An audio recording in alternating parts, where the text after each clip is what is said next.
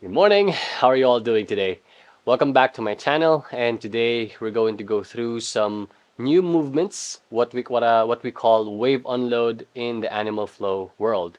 So I'm a level 1 animal flow instructor, and this is something that I usually use so that I can fully open across my body, especially on my shoulders, and feeling that compression on my hips so I know that I'm really pushing tall whenever I'm doing a handstand practice.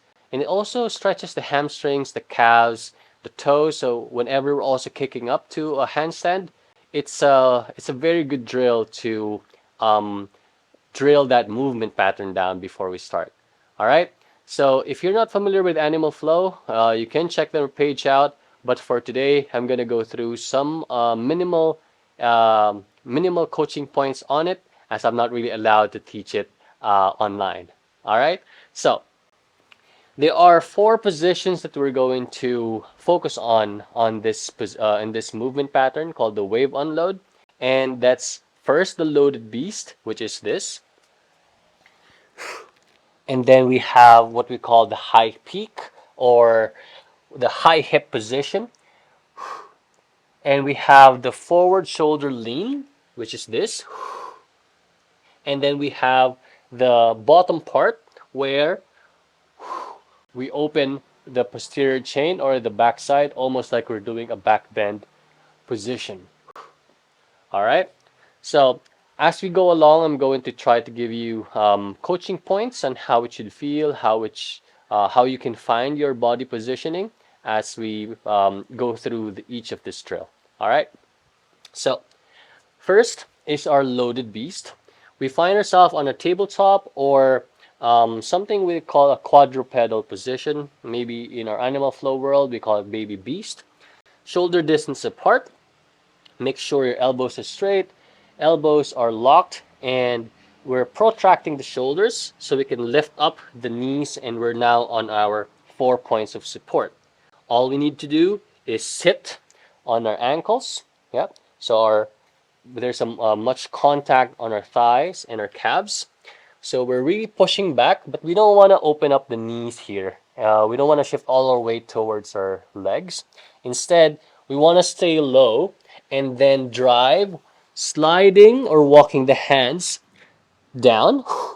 And don't be fooled, this is quite a hard task. We're really pressing down and we're really pushing tall on our shoulders to our ears, trying to stay low as possible to the ground, just like a wild animal ready to pounce forward to catch its prey.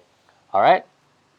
Now, you want to stay really high on the ball of the foot, and to create some space to stay low, we want to drive the knees out so we can really stay low. Otherwise, this might look like this. So I'm really rounded, or I'm just too flayed open and I don't have much stability to remain in this position for long.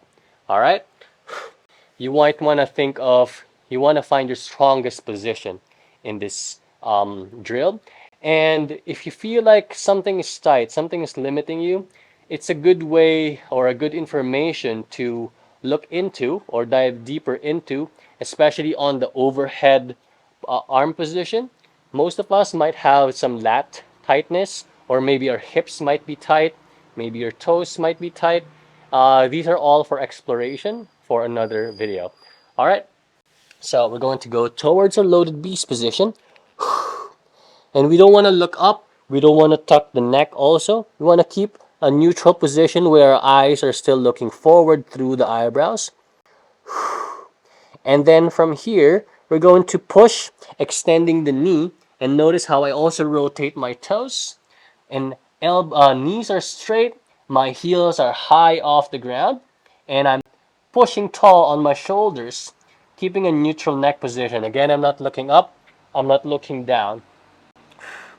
So what I want to do here or have here is my hip is pointing towards the sky as high as possible. I'm not coming here. I'm not coming here. I'm pushing tall and maybe performing or creating a shape like a triangle. So this should feel quite easy because we are supported or our weight is between our hands and our feet. a word of caution here is whenever we are trying to open a nice tall spine when we're doing our handstand or this drill, we want to be careful not to push the sternum out. So notice how my shoulders open up and the chest come out like this, so more like a back bend. And we don't also want to round and close too much on the shoulders where our back comes out. We want to be as straight as possible on our spine, and that is happening by pushing upwards more than downwards or more than backwards, opening the chest or closing the chest. How does that look like? So if I'm on my high peak position, yeah, if I push my chest down, it's kind of look like this. Notice how my head goes under my arms, and if I round my chest a little bit or my shoulders a little bit, then my head comes forward. So we want to push tall, and then from here is the third part of the movement where we shift our weight over to our hands and shoulders. Notice how I'm rounding my back and I'm tucking my pelvis under, and I'm not lifting my hips anymore. I'm trying to come forward. I'm still on the ball of my feet. Maybe about 30% of my weight is now on my feet. I'm pushing tall, externally rotating the shoulders, rounding the upper back. Maybe I start to tuck my chin here a little bit. And then from here, as my shoulders go forward, my wrists, that's when I start coming down, keeping the tall push so shoulders are away from the ears.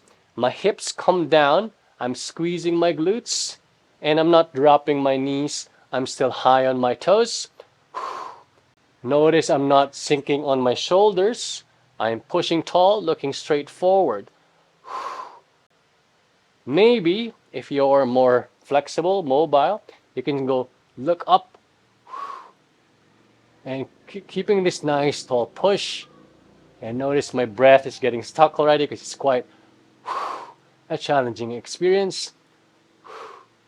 And from here, we tug the chin, bring the upper back by pushing tall.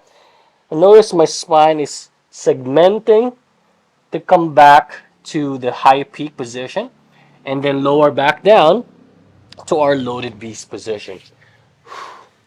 So this wave unload, we're segmenting or dissecting it one position at a time and spending some time there to really develop those positioning that we need to prepare our body for what's to come ahead.